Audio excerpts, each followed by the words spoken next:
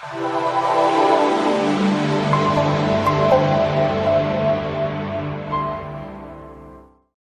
semana anterior hablamos acerca de la importancia, hermanos, de consagrar nuestra vida al Señor para poder conquistar las bendiciones que Dios tiene para nosotros.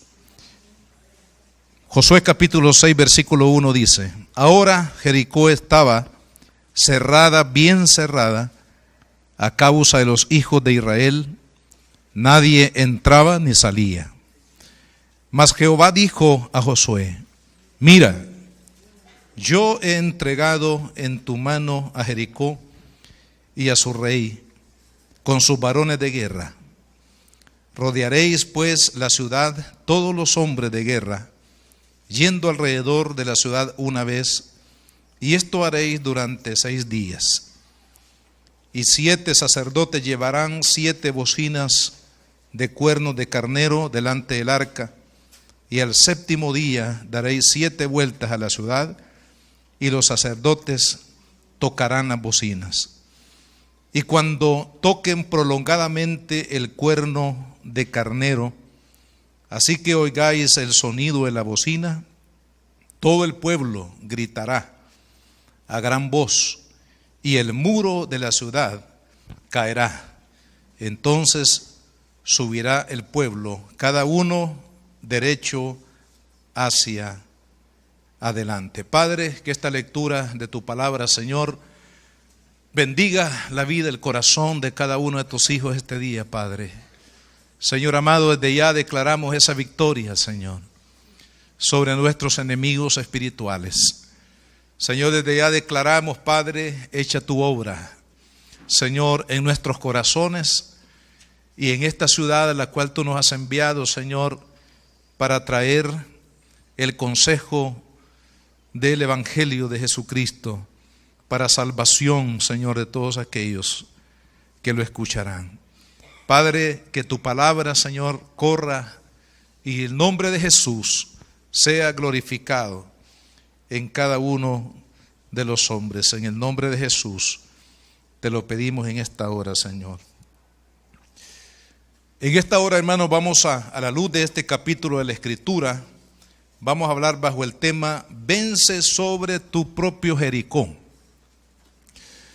Cada uno de nosotros en el Señor Jesús, hermanos, tenemos autoridad, tenemos respaldo, tenemos la gracia de Dios para que podamos alcanzar todo lo que Dios ya nos ha heredado a cada uno de nosotros por medio del Señor Jesucristo. En este pasaje de la Escritura se narra la primera ciudad que Josué juntamente con Israel, hermanos, conquistaron ya estando en la tierra conocida como la tierra prometida. Lo que hemos hablado desde el capítulo 1 al capítulo 5 anteriormente, hermanos, algunos de esos pasajes tienen que ver antes de que Israel cruzara el Jordán. La semana pasada hablamos acerca de lo que sucedió cuando Israel ya había cruzado el Jordán y ya estaban parados en la tierra de la promesa, en la tierra de la bendición que Dios les había anteriormente prometido. Ahora ya estamos frente a la primer muralla, a la primer ciudad que Israel tenía que conquistar, hermanos, para poder poseer esa tierra que Dios les había dado por herencia. De la misma manera como Israel, hermanos, tuvieron que conquistar esas promesas, echando, hermanos, fuera a los enemigos que trataban de estorbar el propósito de Dios para la nación de Israel. Lo mismo sucede en nuestro tiempo. Usted y yo ahora estamos en Cristo Jesús, como veíamos el domingo pasado. Ahora nuestro corazón ha sido circuncidado, ¿verdad? Por la gracia de Cristo, por haber creído en Él, por haber puesto nuestra esperanza en el Señor. Nuestro corazón, hermanos, ahora ya ha sido limpiado, ya ha sido renovado. Y ahora nosotros vamos en la conquista de las bendiciones que Dios tiene hermanos, en la salvación, en ese estado de la salvación a la cual nosotros nos hemos acogido por medio de la fe en el Señor Jesucristo. Así que tenemos que pelear. Mire, la Biblia dice que la iglesia es un ejército, ¿verdad? La iglesia, hermanos, es un ejército que está marchando sobre esta tierra para conquistar, hermanos, los corazones para el reino de Dios. Usted y yo como cristianos, hermanos, tenemos que mostrar ese carácter de guerreros, ¿verdad? Usted y yo somos portadores del mensaje más importante que el mundo tiene que oír, hermano. Es el mensaje del evangelio del Señor Jesucristo. Usted y yo tenemos que hacer el cambio que el mundo necesita. Pero ese cambio, hermanos, que se va a producir en el mundo a través de la participación de la iglesia de Jesucristo, hermanos, será porque usted y yo tenemos un compromiso con Dios. Estamos comprometidos con Cristo. No estamos, hermanos, jugando a la iglesia. No somos un grupo de religiosos que nos reunimos simplemente el día domingo, hermanos, como una costumbre, sino que los que han de vencer y de conquistar, hermanos, la tierra de Dios, la tierra de las bondades y las misericordias de Dios, la tierra de la salvación, serán aquellos que estamos comprometidos con el Señor Jesús. Y en este caso vemos a un hombre llamado Josué y a un grupo, hermanos, de guerreros que estaban dispuestos a obedecer a Dios. Jericó, si nos preguntamos en primer lugar qué representa Jericó. Jericó representa, hermanos, los obstáculos que Satanás va a levantar delante de nosotros para que nosotros podamos poseer la plenitud de las bendiciones que Dios nos ha prometido a cada uno de nosotros por medio de Jesucristo y de su palabra. Si usted quiere, hermanos, vivir para Cristo, usted va a tener obstáculos. Si usted quiere caminar en fe, usted va a tener, hermanos, tremendos obstáculos del enemigo. Si usted quiere vivir en santidad, el diablo le va a traer una serie de tentaciones para que usted no camine en la santidad. Si usted quiere obedecer a Dios, hermano, Satanás le va a traer ofertas de dinero, de placer, de poder y de todas aquellas cosas que el enemigo ofrece a fin de que usted viva, hermanos, al margen de la obediencia y de la entrega, la consagración total al Señor. Eso representa Jericó. Cada uno de nosotros, hermanos, tenemos esos desafíos de Satanás, esos obstáculos de Satanás. La iglesia, hermanos, como cuerpo también tiene su propio Jericó con el cual tiene que pelear por la fe. ¿Por qué? Porque la iglesia tiene también sus peligros. La iglesia tiene el peligro, hermanos, de perder la visión de Dios. La iglesia tiene el peligro, hermanos, de envolverse en trivialidades, en política, en cuestiones económicas, de dinero, en prosperidad económica y todas aquellas cosas, hermanos, que el diablo trae a la iglesia para distraerla, para apartarla del verdadero propósito por el cual Dios, hermanos, levantó a la iglesia de Cristo. La iglesia está en peligro, hermanos, de que sea persuadida por doctrinas erróneas, doctrinas de demonios, dijo Pablo, ¿verdad? Enseñanzas que realmente, hermanos, no nacen de la Biblia, sino que nacen de las interpretaciones, hermanos, del corazón del hombre y que no están de acuerdo a la sana palabra o al santo evangelio de nuestro Señor Jesucristo. Así que la iglesia también tiene, hermanos, sus propias batallas, tiene su propio Jericó, que quiere apartarlo, hermanos, de Dios y del conocimiento del Señor. Y en segundo lugar, veamos algunas, por lo menos dos estrategias del enemigo que vemos acá, hermanos, para estorbar la vida del cristiano o de la iglesia en la conquista de la voluntad de Dios que se haga en la tierra. En primer lugar, dice el versículo 1, que Jericó estaba cerrada, bien cerrada. Esta declaración, hermanos, me lleva a pensar de que a veces Satanás se cree y nos hace creer a nosotros que es indestructible. ¿Recuerdan ustedes cuando Israel peleó contra los filisteos allá en la historia de de David, que es una historia muy recordada por el impacto que esta historia representa. Satanás ahí, hermanos, estaba personificado en ese gigante llamado Goliat, que era un hombre de altura descomunal y me imagino que tenía una fuerza, hermanos, que iba más allá de lo que es normalmente en un hombre. Y este paladín, hermanos, estaba a través de las palabras y a través de me imagino, de amenazas físicas, estaba tratando de decirle a Israel que había llegado el día de su muerte, que ellos no podían avanzar, que ellos no podían hacer la voluntad de Dios porque ellos tenían mayor poder que Israel.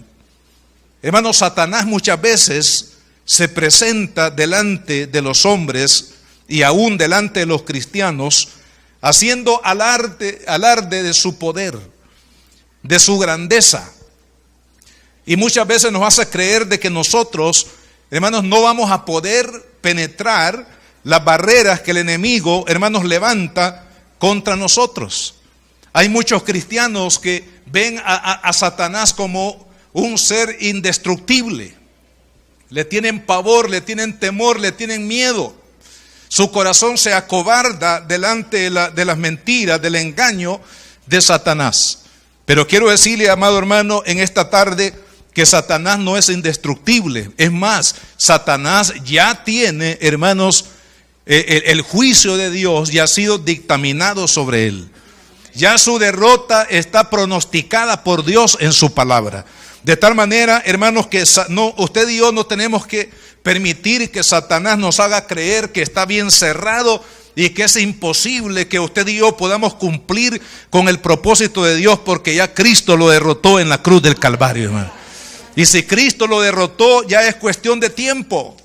Quiero que leamos en la Escritura dos pasajes de la Biblia que habla precisamente sobre esto, hermanos, sobre esta declaración de victoria. El primero está en la carta de Pablo a los Colosenses. Es una carta muy importante, un mensaje muy importante que usted y yo tenemos que atesorar en nuestro corazón. Colosenses capítulo 2, versículo 13 dice, está hablando de la victoria de Cristo a través de su muerte. Y está hablando que a través de la muerte de Cristo y de su resurrección, aquellos que hemos creído en Él también tenemos nuestra victoria en Él. Y dice, y a vosotros, hablando a la iglesia, estando muertos en pecados, porque de ahí hemos salido, ¿verdad? Usted y yo éramos pecadores, estamos destituidos de la gloria de Dios, pero dice la palabra, estando muertos en pecados, en la incircuncisión de vuestra carne, os dio vida juntamente con Él. O sea, cuando usted vino a Cristo, a pesar de que usted estaba atrapado, hermanos, en las cadenas del pecado, pero a través del poder de Cristo, hermanos, usted y yo, dice, estando en la carne, os dio vida juntamente con Él, perdonándoos todos los pecados. ¿Cuáles fueron esos pecados? Bueno, cada uno de nosotros tenemos nuestra lista. Usted tiene su lista y a lo mejor hay dentro de esa lista pecados que nadie se dio cuenta. Ni su mamá, ni su papá, ni su esposa, ni el esposo, ni los hijos, ni ninguna otra persona. Pero dice la palabra que cuando usted y yo venimos a Cristo, hermano, aceptando la obra redentora de Jesucristo, dice que Él nos perdonó todos nuestros pecados. ¿Y por qué esto es importante? Porque, hermano, Satanás mantenía un cautiverio de nuestra alma precisamente acentuado en el pecado. Porque es ahí en la naturaleza pecaminosa donde el diablo, hermanos, puede tener un dominio. Ahí es donde él puede mantenernos, como dicen, un dicho por ahí, dice, con la cola pateada. Es ahí, hermanos, en el pecado donde Satanás prevalece. Es ahí, hermanos, en la naturaleza de pecado donde el diablo mantiene un cautiverio espiritual. Pero cuando usted y yo aceptamos que Jesucristo murió y resucitó para perdonarnos y para darnos una nueva vida, es ahí, hermanos, donde usted y yo recibimos la victoria de Cristo contra el pecado y contra Satanás. ¿Por qué? Porque luego dice en el versículo 14, anulando el acta de los decretos que había contra nosotros, que nos era contraria, quitándola de en medio y clavándola en la cruz. Ahora, ¿cuál era anulado? Dice, el acta de los decretos que había contra nosotros.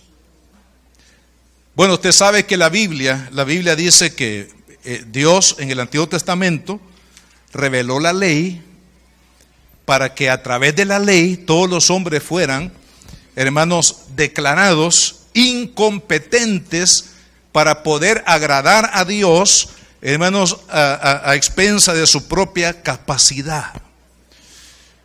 ¿Por qué? Porque el hombre se había apartado de Dios y dice la palabra que estaban destituidos de la gloria de Dios.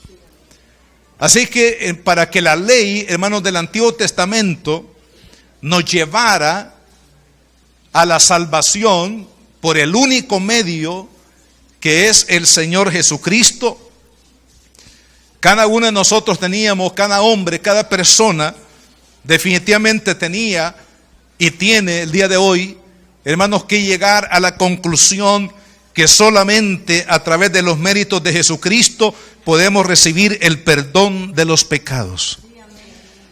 La Biblia dice, hermanos, que a través de la ley todos los hombres estamos destituidos. ¿Por qué? Porque ningún hombre, hermanos, puede definitivamente cumplir al pie de la letra la ley de Dios.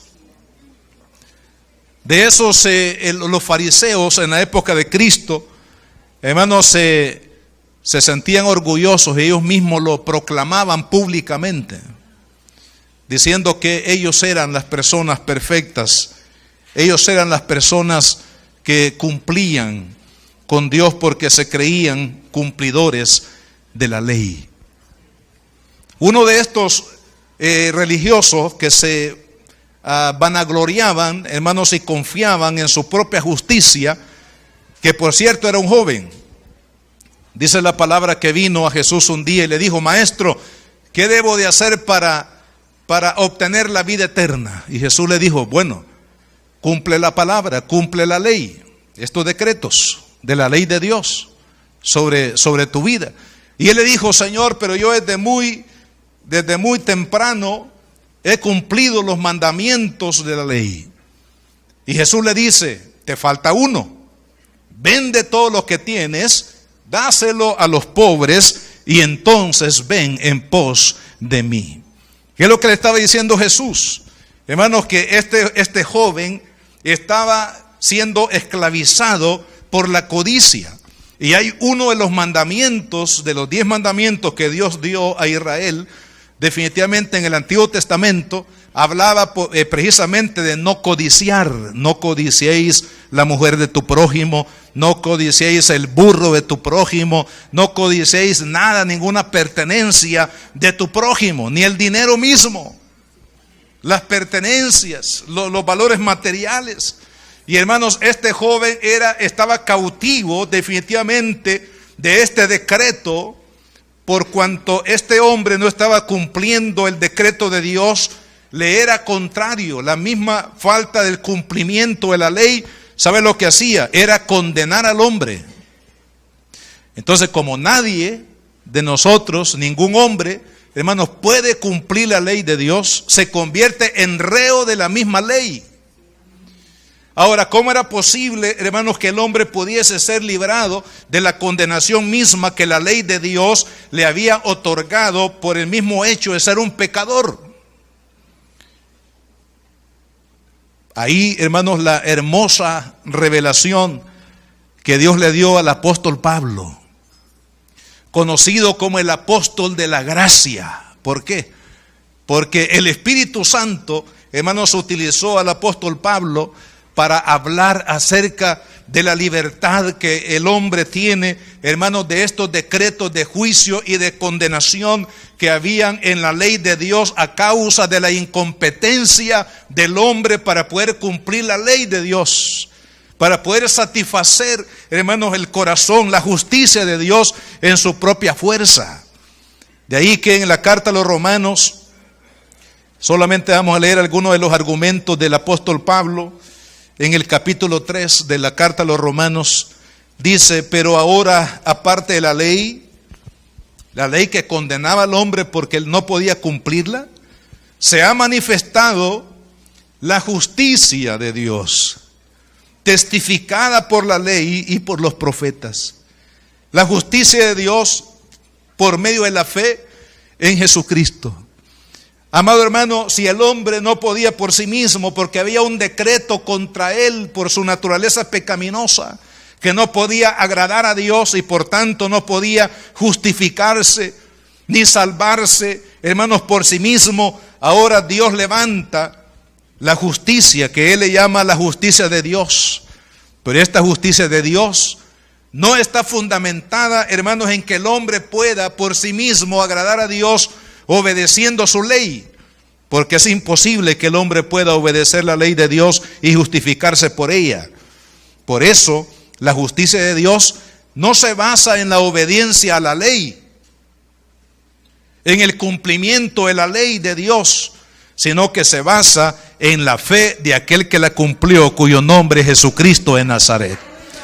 Aquel que cumplió la ley, hermano, aquel que satisfizo el corazón de Dios, el que agradó el corazón de Dios, porque Él es el Cordero perfecto en la justicia de Dios misma, hermano, que se ha manifestado en el mundo. Así que ninguna persona se puede justificar delante de Dios a través de sus propias obras, sino solamente a través de la justicia de Dios.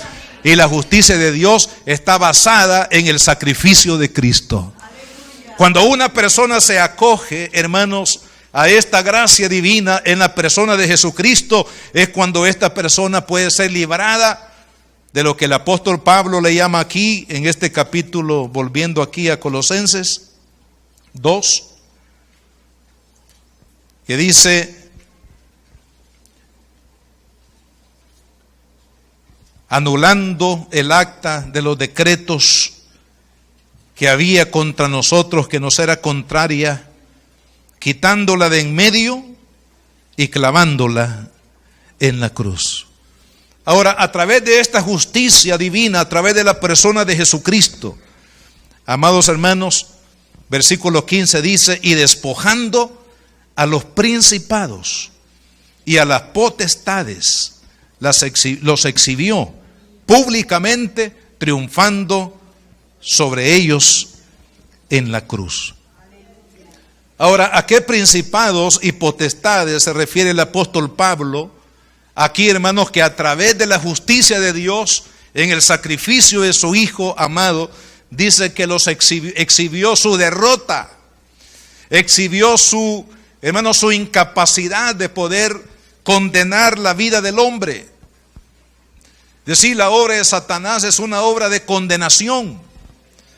Satanás viene para condenarlo, Cristo viene para salvarnos. Satanás viene para destruirnos, Cristo viene para liberarnos. Satanás viene para robar, Cristo viene para dar de su vida, de su corazón, de sus riquezas en gloria para cada uno, hermanos, de nosotros. Entonces, ¿a qué se refiere? El apóstol Pablo lo explica en otra de las cartas, en el capítulo 6 de Efesios. Dice: por lo demás, hermanos míos, fortaleceos en el Señor y en el poder de su fuerza, vestidos de toda la armadura de Dios, para que podáis estar firmes contra las acechanzas del diablo, porque no tenemos lucha, dice, contra sangre y carne, sino contra principados, contra potestades, contra gobernadores. ¿De dónde proceden estas potestades, hermano? ¿De dónde proceden estos principados y estos gobernadores? Dice, de las tinieblas. O sea, se está refiriendo que hay poderes espirituales, hermanos, que mantienen cautivo al hombre en el pecado, del cual no se pueden liberar, ni aún tratando de justificarse por sus propias bondades, que esto sería como tratar de cumplir la ley, pero es imposible. ¿Por qué? Porque hay potestades, hermanos, de las tinieblas y huestes de maldad que están controlando la mente, el corazón, las actitudes, las acciones de los hombres que viven sin Cristo.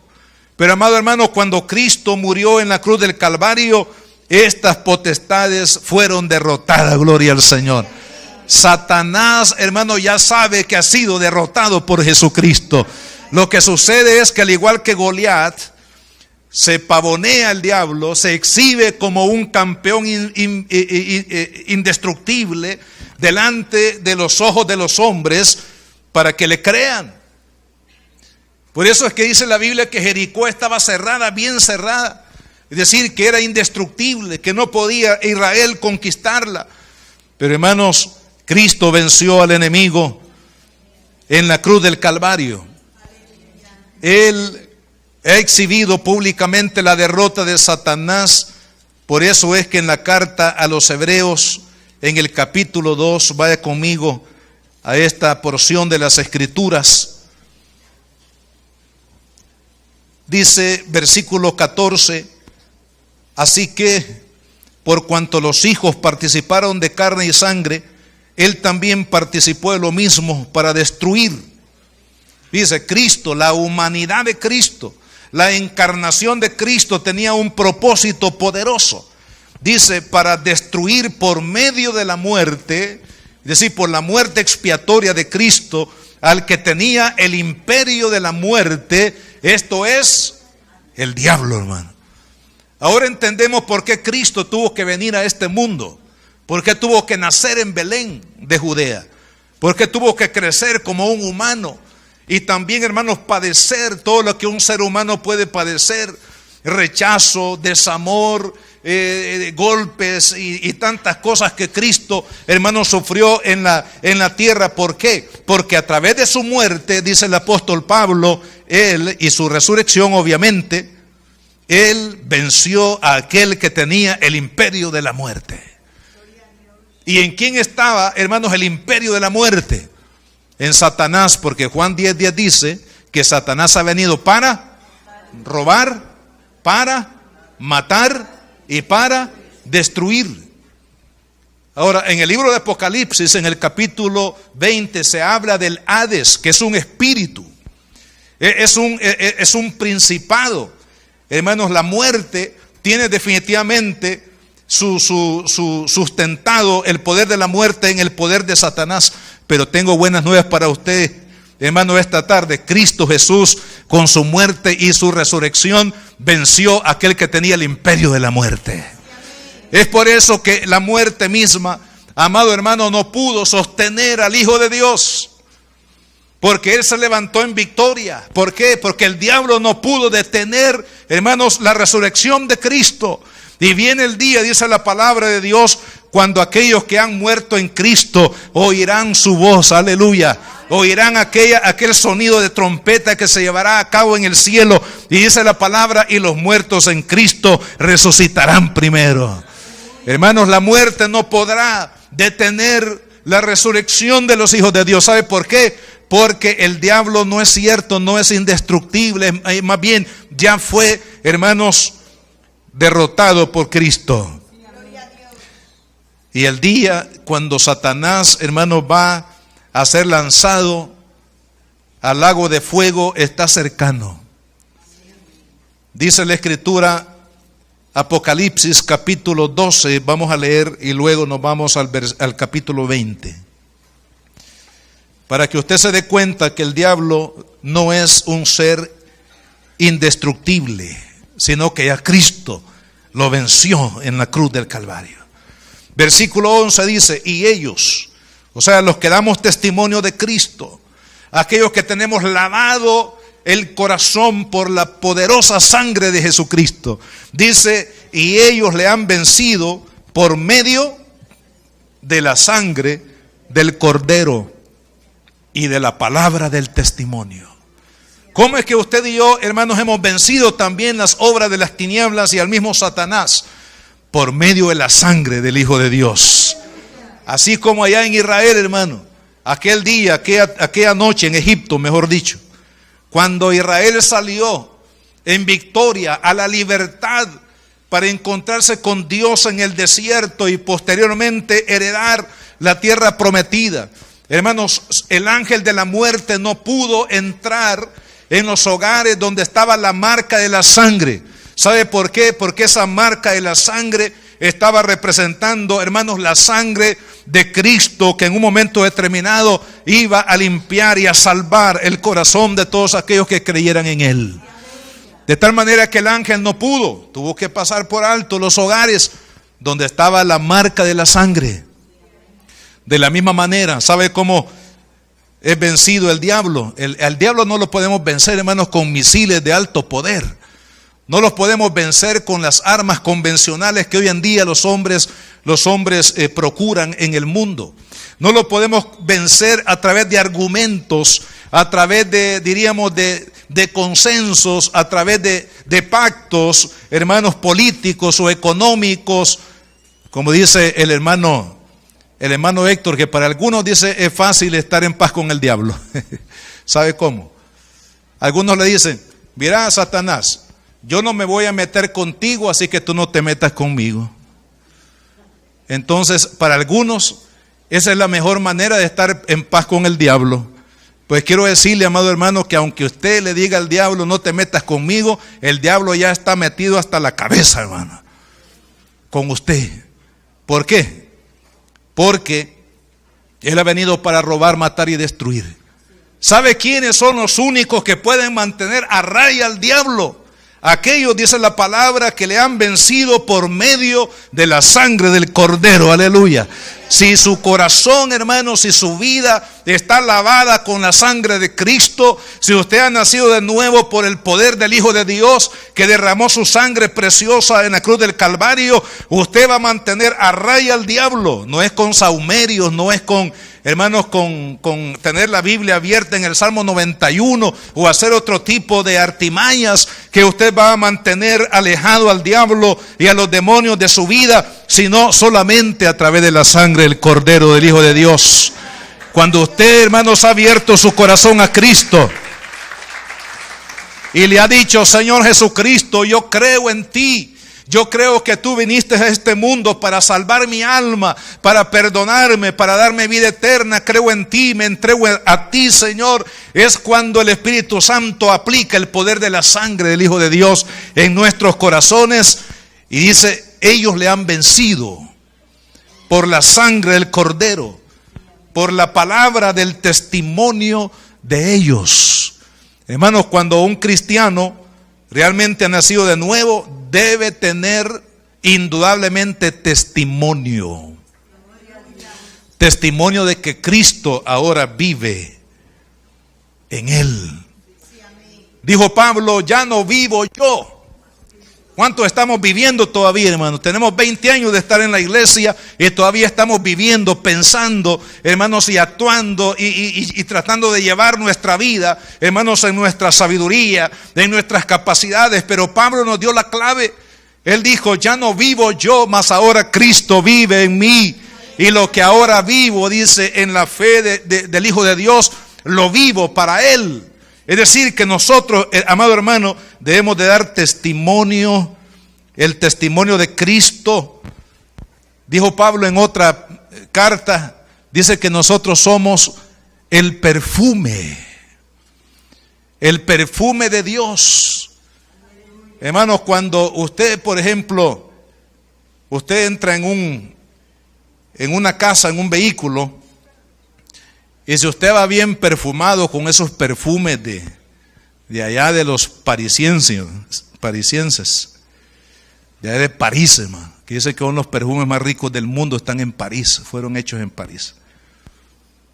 Usted de momento entra a un vehículo y con ese perfume que usted se ha aplicado, inmediatamente aquellos que están ahí, hermanos, dentro de ese vehículo perciben el olor agradable.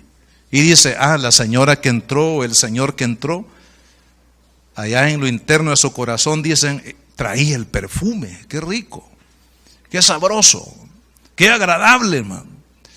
¿Sabe que así también cuando un cristiano, hermanos, entra en su casa, a pesar de que en su casa hayan conflictos, hermanos, hay jovencitos, por ejemplo, que sus padres no son cristianos, Y hay esposos que su familia, su esposa no es cristiana o viceversa, hermanos, pero cuando hay presencia de un cristiano en un ambiente, ya sea de familia, de trabajo, de hogar, de vecindad, donde sea, hermanos, el olor de Cristo es percibido inmediatamente. Gracias por el amén. Eso quiere decir, ese silencio otorga, dicen algunos, ¿verdad? Quiere decir de que no estoy oliendo a Cristo. Y cuando la gloria de Cristo está en tu corazón, entonces las personas van a percibir ese olor que vence al diablo, hermano, que lo hace retroceder. Y dice, menospreciaron sus vidas hasta la muerte.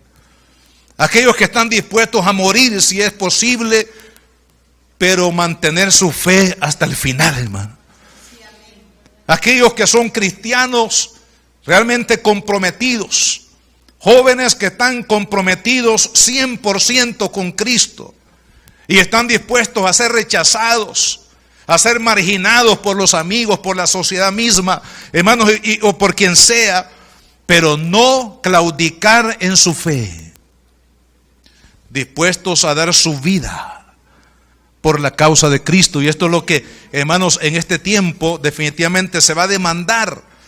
Porque está pasando, hermanos, el tiempo cuando los cristianos han estado cómodos en sus lugares, en sus congregaciones, en sus programas dentro de la iglesia. Hermanos, estamos llegando a un punto que aquel que se va a identificar como cristiano realmente va a ser rechazado, incluso va a ser martirizado por su fe.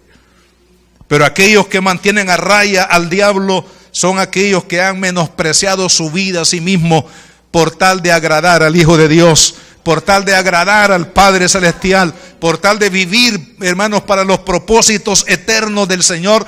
Este tipo de cristianos son los que mantienen a raya al diablo, hermano.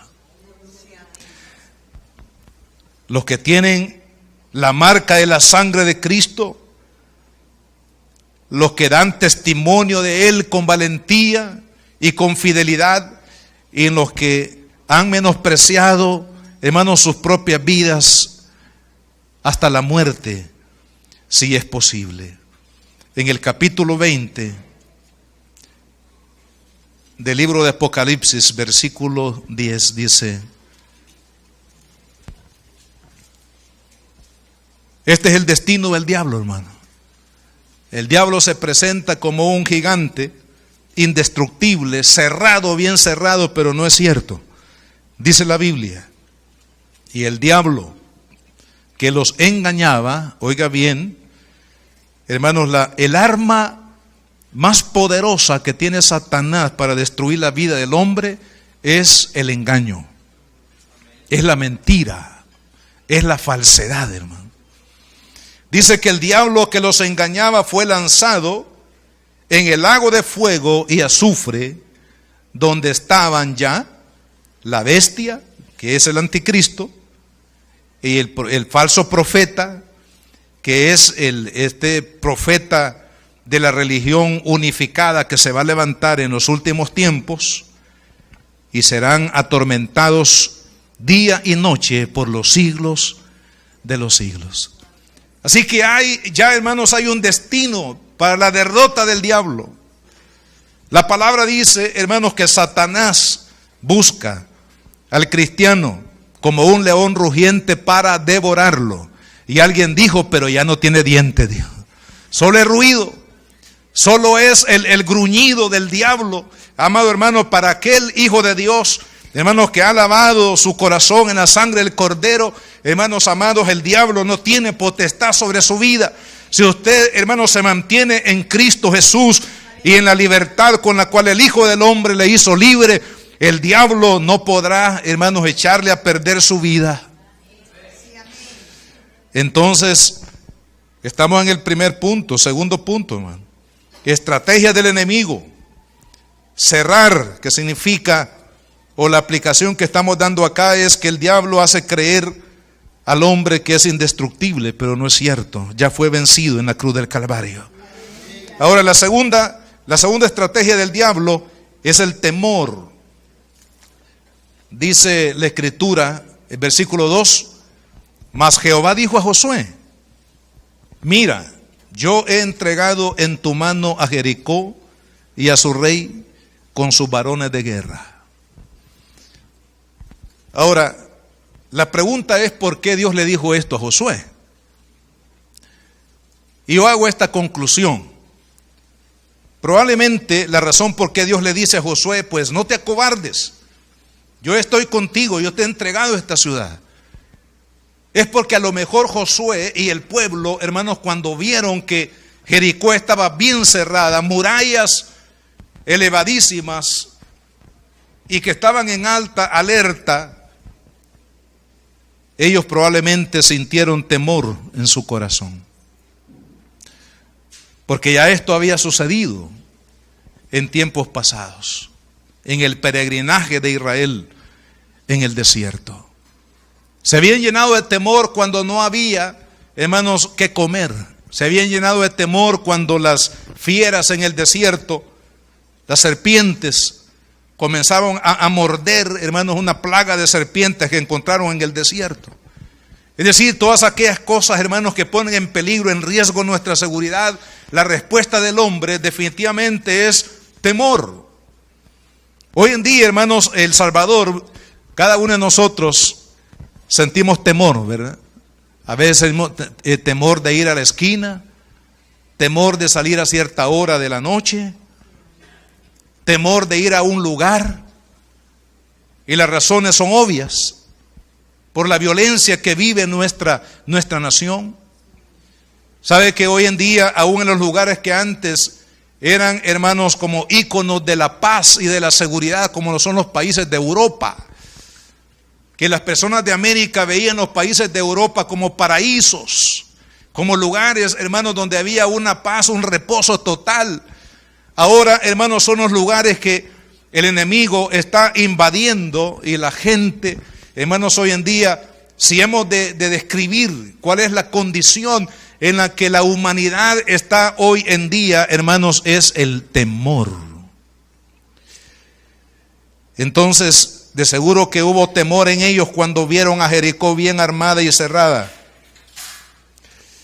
Esto quiere decir, hermanos, que el temor puede paralizar, el temor puede detener, el temor nos puede echar a perder las bendiciones que Dios tiene para nuestra vida. La Biblia habla que el temor no es simplemente diríamos un sentir, una respuesta del alma, de las emociones, sino que el temor es un espíritu. Hay un temor natural, pero hay un temor sobrenatural. Cuando una persona tiene miedo, pavor, bueno, a veces es porque a algunos les gusta ver películas de terror, ¿ve? Donde hay sangre, donde hay violencia, donde las cabezas ruedan y caen, donde aparecen los monstruos. No sé cómo algunos se pueden estimular viendo ese tipo de cosas, ¿no? Pero hay gente que le gusta ver películas de terror, hermano. Ya en la noche están soñando con el diablo. Pero hay un temor, un espíritu de temor, hermanos, que afecta la fe. Es un atentado de manera directa, hermanos, contra la fe en las promesas de Dios. La fe, hermanos, en la palabra que Dios, hermanos, nos ha dicho, lo que Dios ha declarado a nuestros oídos, a nuestro corazón por medio de su palabra. Entonces, este tipo de temor, hermanos, no podemos nosotros permitirlo en nuestro corazón. Porque si Dios ha hablado, si Dios lo ha declarado a través, hermanos, de su palabra, eso quiere decir de que Dios lo va a cumplir, hermano. Y el temor no debe de invadir el corazón de los hijos de Dios, porque el temor es una trampa del enemigo, es una estrategia de Satanás para detener. ¿Qué hubiera pasado, hermanos, con Israel si ellos, a causa de que la ciudad estaba cerrada, bien cerrada, se hubieran desanimado y no hubieran obedecido De esto quiero hablar, hermano.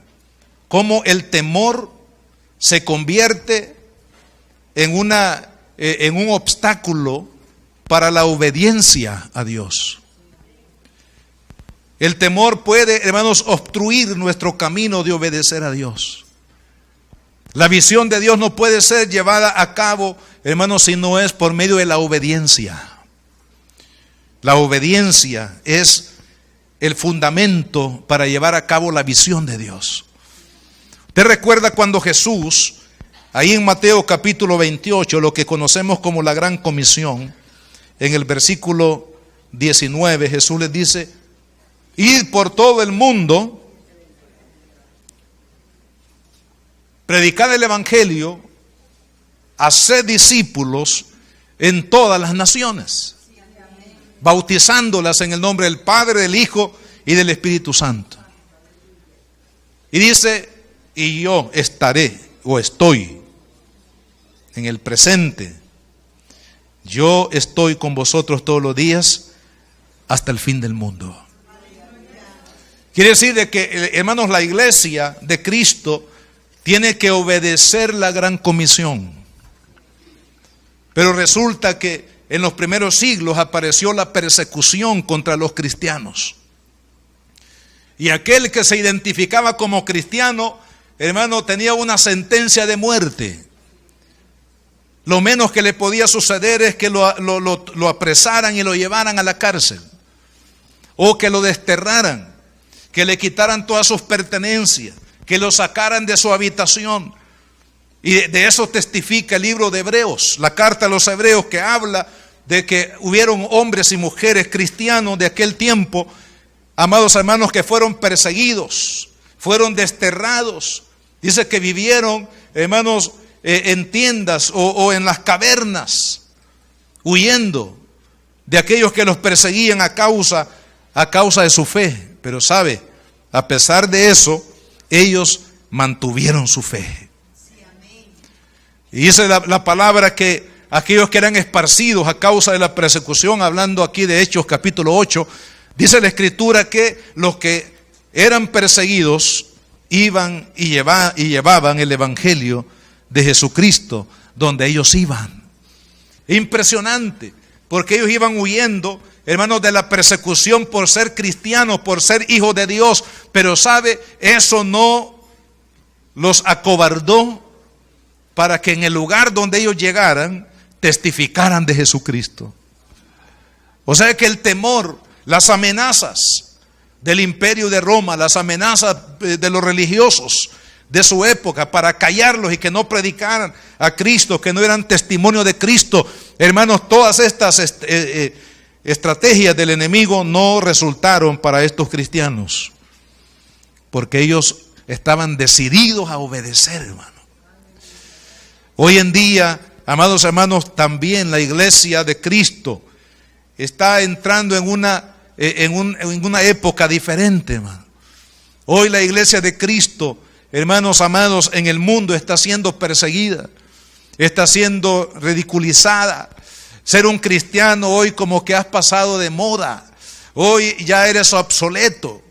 Ser cristiano hoy en día es tener una mente cuadrada. Ser cristiano hoy en día, hermanos, ya no será como aquel tiempo, en el tiempo cuando el imperio de Roma elevó el cristianismo, hermanos, al imperio, y toda la gente quería ser cristiana porque el nombre de cristiano era el nombre de caché. Todo mundo quería estar en esa élite donde se movían los cristianos. Pero, amado hermano, hoy en día estamos entrando en una época diferente. Y especialmente los jóvenes van a enfrentar un tiempo, hermanos, un tiempo en que van a ser ridiculizados, van a ser marginados, van a ser expulsados, incluso algunos perseguidos, como ya está sucediendo en el mundo, por ser cristiano. ¿Qué vamos a hacer en ese contexto, hermano? ¿Vamos a acobardar nuestro espíritu ante los enemigos? ¿O le vamos a obedecer a Dios cuando Él le dice a Josué: mira, yo te he entregado a Jericó y a su rey con sus varones de guerra? En otras palabras, no temas, porque yo estoy contigo. No temas, porque yo voy a pelear con los ejércitos del cielo contra tus enemigos. Y es lo que nos dice Dios en esta hora, hermanos, a cada uno de nosotros. El diablo va a venir con la estrategia de hacernos creer que Satanás es indestructible, es un gigante que no podemos vencer, lo cual es un engaño, una mentira, una falacia. Va a venir, hermanos, con temor en nuestro corazón, tratando, hermanos, de obstaculizar el avance nuestro como cristianos en este mundo. Pero, amado hermano, en el nombre de Jesucristo tenemos que seguir adelante. Tenemos que decir como los discípulos: no puedo dejar de obedecer a Dios por obedecer a los hombres. Amén. Y eso le pasa también en las familias. Los hijos van a llegar en un punto de decirle a papá: no puedo dejar de obedecer a Dios por obedecerte a ti. Especialmente, hermanos, cuando los padres quieren estorbar la fe en la vida de los hijos. Lo mismo va a suceder en el matrimonio. Alguna esposa va a decirle al esposo: no puedo dejar de obedecer a Dios por obedecerte a ti. Porque hay hombres que no quieren que las esposas vayan a la iglesia, ni crean en el Señor, ni le sirvan a Dios, porque quieren que la esposa le esté sobando los pies todo el día, que lo esté bañando, que lo esté cambiando, que le esté dando, hermanos, algunos están demasiado gordos ya, porque definitivamente quieren, hermanos, como sentarse en un paraíso imaginario que se han creado en su mente de felicidad, de éxito. Deje todo eso, amado hermano, a un lado. Amemos a Cristo, honremos a Cristo, sirvamos a Cristo, obedezcamos a Cristo, porque eso, hermanos, traerá definitivamente la victoria en nuestra vida. Hermanos, el diablo va a traer temor, va a querer sembrar temor en su corazón, pero en el nombre de Jesucristo vamos a reprender todo espíritu de temor y vamos a caminar en obediencia a Dios. Y vamos a servirle al Señor, no importa, hermanos, que esto represente que usted y yo nos muramos y al fin y al cabo ya no nos pertenecemos a nosotros mismos, nos pertenecemos a Cristo. Por eso decía Pablo: ya sea que vivamos o que muramos, somos del Señor, gloria a Dios. Hermanos, si estamos aquí, vivamos para Cristo, y cuando nos muramos le vamos a seguir sirviendo por toda la eternidad a Cristo en la gloria eterna. Es importante, hermano. Punto número 3. Las estrategias de Dios. Y aquí hay 4 estrategias, pero solamente se las voy a mencionar. Las estrategias de Dios. Primero, la fe.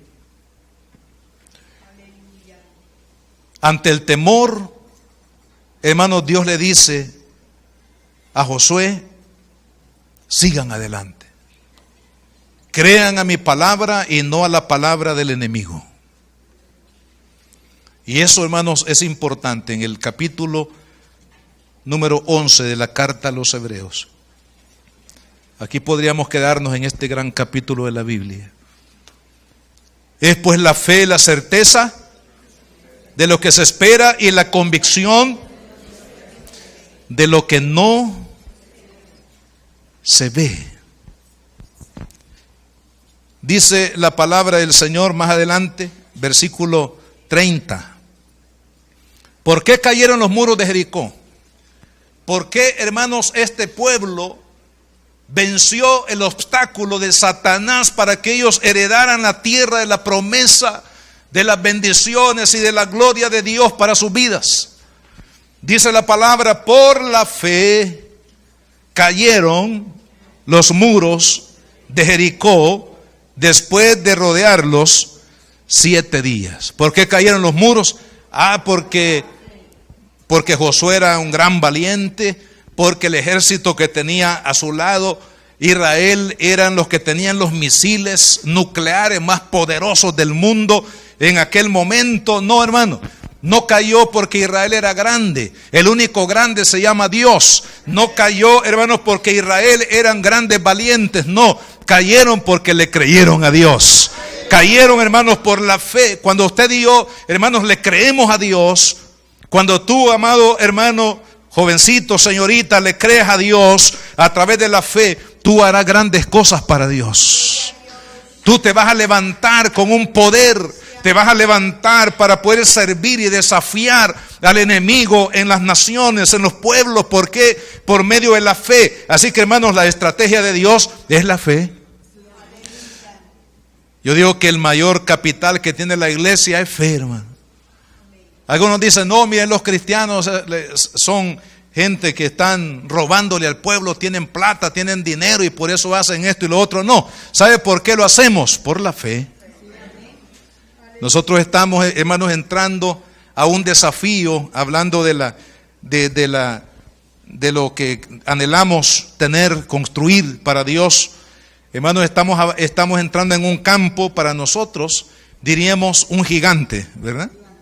Gigante difícil, materia económica y otros tipos de problemas que hay en el entorno, como la violencia y otro tipo de situaciones. Pero ¿sabe por qué lo vamos a hacer? Y lo declaramos ya hecho por la fe. ¿Por qué? Porque papá es el que tiene el recurso. Papá es el que tiene, hermanos amados, la bendición. Porque Él es el dueño de la tierra y de su plenitud, dice la palabra. Él es el que tiene el poder, Él es el que trata, hermanos, a los enemigos de la iglesia. ¿Sabe qué? Así como sucedía en el tiempo de la escuela, ahí te voy a echar a mi hermano mayor, le decía. ¿Verdad? Así que el hermano mayor llegaba y decía, bueno, ¿por qué estás molestando a mi hermano? Y entonces ya el enemigo se acobardaba y se iba para otro lado, porque ahí llegaba el hermano mayor a defender a su hermanito. Así que nosotros le decimos a Jesús, Señor, tú eres el hermano mayor, pelea con ellos. Amén, pelea tú con ellos, Señor, yo no puedo, pero tú sí puedes.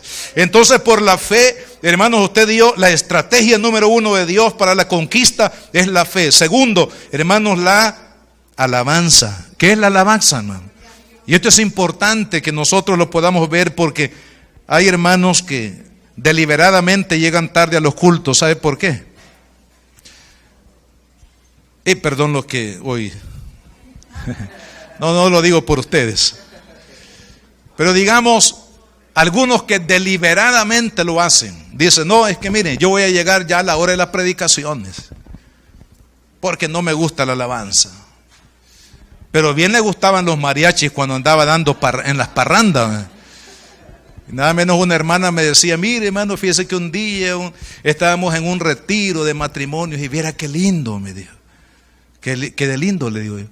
Dice que esa noche en la madrugada, dice, se acostaron y en la madrugada estaban un grupo de varones que eran los esposos en este retiro, le estaban dando una serenata a ellas, dice. Y dice la hermana, se oían como gatos aullando, pero nosotros escuchábamos que estaba bien bonito. Es decir, que ella misma reconoció que no tenía la voz de Pavarotti, ¿verdad?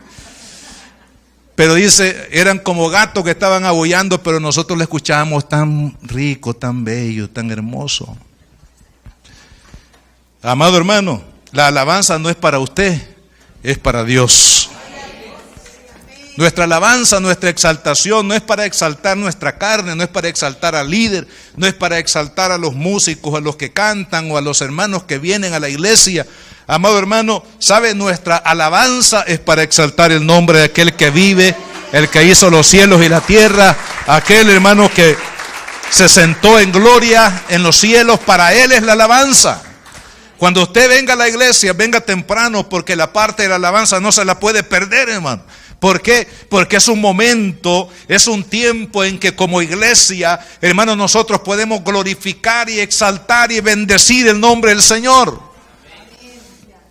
Por eso es que Dios le dijo, ¿sabe que Dios, hermanos, habita en alabanza?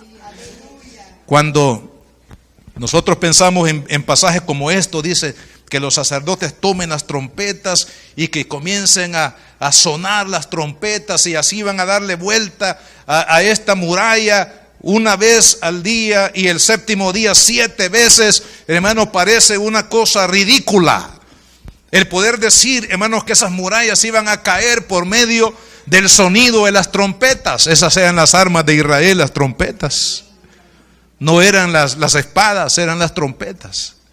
Pero sabe, lo que sucede es que cuando el pueblo de Dios alaba el nombre del Señor, hermanos, y exalta el nombre del Señor, dice la palabra que Él se levanta para pelear en contra de los enemigos. Entonces, ¿qué es lo que hace la iglesia? Hermanos, cuando la iglesia adora al Señor, nos estamos uniendo a los ángeles del cielo, que sabe qué es lo que hacen alrededor del trono de Dios. Dice Isaías capítulo 6, ellos están declarando en alabanza delante de Dios: Señor, tú eres santo, santo, santo, toda la tierra está llena de tu gloria, tú eres santo. Y a través, hermanos, de la alabanza y la adoración a Dios, ¿por qué? Porque Él habita ahí.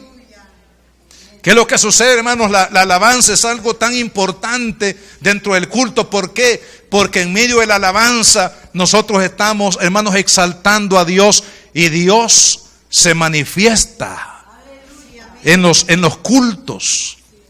¿Sabe, hermano? Yo he tenido tantos testimonios de los hermanos en la iglesia. Dice, mire, cuando yo vine a la iglesia, cuando entré y estaban cantando al Señor, dice, algo tocó mi corazón, comencé a llorar. Aún gente inconversa, hermano, comenzaron a llorar. Hay tantos testimonios de las personas que vienen y dicen, no, es que la alabanza, la adoración a Dios es algo que nunca yo había experimentado. Aunque eran trovadores. ¿Por qué, hermano? Porque a través de la alabanza lo que nosotros hacemos es que Dios se levante, que su presencia, hermanos, venga. Él es omnisciente, está en todo lugar, pero de una manera especial, hermanos, la presencia de Dios se hace sentir en un lugar como lo es el templo. Un lugar tan pequeño.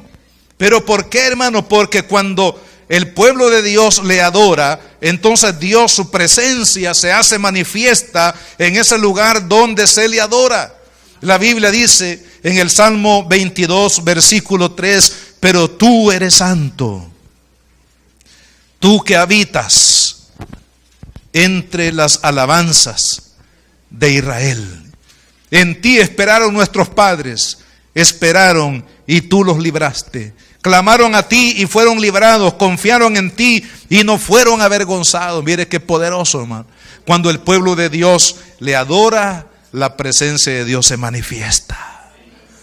Por eso, hermanos, que la exaltación es tan importante. ¿Qué hizo Israel al dar vueltas con címbalos y con trompetas alrededor, hermanos, de esas murallas? Estaban exaltando a Dios, estaban diciendo, Señor, creemos en ti, creemos que tú eres el poderoso, eres el dueño de la tierra, Señor, y si tú eres tan poderoso, ¿cómo no vas a poder hacerte cargo de estas murallas impenetrables para nosotros, pero para ti no? Y hermanos, con esa exaltación a Dios, ellos le dieron vuelta a esas murallas. La otra estrategia, la perseverancia. Fueron 7 días y fueron el último día 7 vueltas. ¿Por qué? Porque Dios quiere que perseveremos, que usted no desmaye, hermano. Satanás va a tratar de decirle a usted, tú no me puedes vencer y yo te voy a vencer a ti. Pero usted tiene que seguir perseverando, declarando la victoria de Cristo, declarando la palabra de Dios, hermanos, hasta que esos muros caigan. Quiero contarles, ya siempre el problema yo tengo problemas con los relojes, pero quiero contarles, con esto voy a terminar. Hoy, cuando terminamos el culto, se acercaron una pareja de jovencitos, un jovencito quizás como de unos 11 años, y su hermanita quizás de unos 9 años. Y me dicen, hermano, queremos preguntarle qué podemos hacer porque nuestro padre es masón. Que el hermano pastor hoy habló acerca de este tipo de ataduras religiosas en el ocultismo y en el mundo religioso. Porque nuestro padre es masón. O sea, yo pude ver en el corazón de esos niños, en su edad, en su inocencia, diríamos, hermanos, el deseo de que su padre sea liberado de esa esclavitud, hermano, espiritual. Decían ellos, mi papá todos los miércoles, así fielmente se va a sus reuniones y todos los días lee sus literatura de ocultismo en la que se fundamenta la masonería. La masonería, hermanos, es ocultismo. Ese es un ocultismo que está disfrazado de, digamos, de algo importante. Es como una religión de caché, de aquellos intelectuales, que solamente los intelectuales y aquellas personas de renombre son los que forman parte de este tipo de disciplinas. Pero como sea el caso, hermanos, es diabólico. Y entonces yo le digo, ¿sabe qué es lo que vamos a hacer? Le digo, como tu papá no quiere dejar eso y tú no lo puedes obligar a que lo haga, pero sí ustedes dos pueden hacer algo. Todos los días a partir de hoy, oren a Dios y dígale a Dios: Señor, libera a mi padre de esta esclavitud espiritual. Rompe, Señor, esos yugos de mentira, de engaño que han abrazado su mente y su corazón. Y a la vuelta de unos días, ustedes van a ver que su padre va a rechazar aquello que él mismo ha sustentado y ha creído y ha practicado, a saber por cuánto tiempo. Pero es Dios el único que puede librar a estas personas de una esclavitud. Y así en muchos campos de la vida, hermano. ¿Sabe lo que necesitamos? Perseverancia, oración perseverante, testimonio perseverante, creyéndole a Dios perseverantemente. Que usted no vea en el panorama, hermanos, una respuesta, pero usted no está esperando en lo que vean sus ojos. Usted está esperando en lo que Dios ha declarado en su palabra. Y si usted persevera en las promesas de Dios, en su palabra, hermanos, Dios va a hacer la obra. Y Él va a traer victoria, va a derribar esas murallas. Y usted y yo vamos a pasar en victoria a poseer las bendiciones de Dios en Cristo Jesús para cada uno de nosotros. Oremos, Padre, en el nombre de Jesucristo.